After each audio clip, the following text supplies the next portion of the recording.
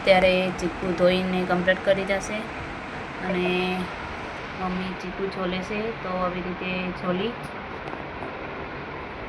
અને પછી પતલી પતલી સાઈઝના સુધારી દેવાના અને પછી સુકવણી કરી દેવાની.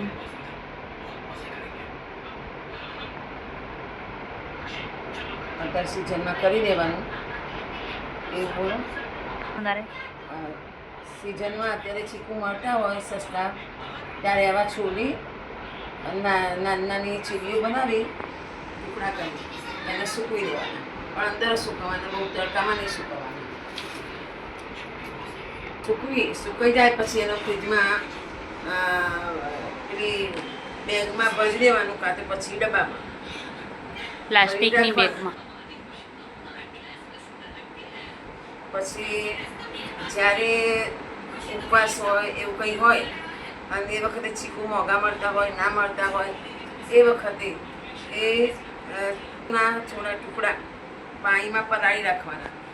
પલાળી અને પછી કલાક જેવું પલળવા દેવાના અને એને પછી એ પાણી થોડું કાઢી લઈ અને દૂધમાં નાખી અને ક્રશ કરી દેવાના હેન્ડ મિક્સી વડે કાં તો મિક્સરમાં, અને પછી એટલે જ્યુસ તૈયાર. એટલે આ રીતે જ્યુસ બનાવી શકાય.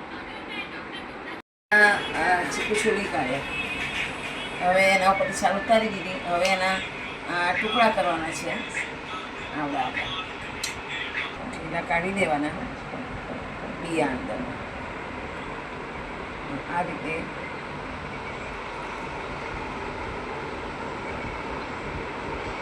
ટુકડા કરવાના. ટુકડા કરી અઠવાડિયામાં તો સુકાઈ જાય છે. સેજ ઘરમાં મૂકવાનું, તડકે નહીં મૂકવાનું. ઘરમાં પણ સેજ તડકો આવતો હોય ચાલે, બહુ નહીં તડકો, બહુ તડકામાં નહીં સુકવવાના.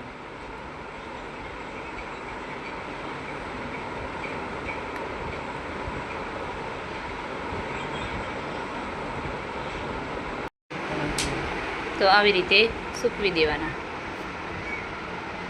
અઠવાડિયે 10 દિવસમાં સુકાઈ જાય. 10 દિવસમાં સરસ સુકાઈ જશે અને સુકાઈને તૈયાર થઈ જશે. પછી પ્લાસ્ટિકની બેગમાં ભરી દેવાના.